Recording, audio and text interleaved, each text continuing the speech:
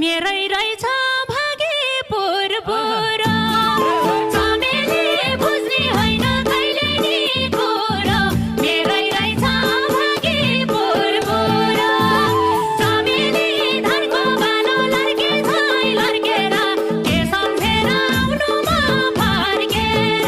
चमेली के पुगेन प्रस्ट्याइदेऊ सिधै कति हिँड्छौ कर्मलाई दोष दिँदै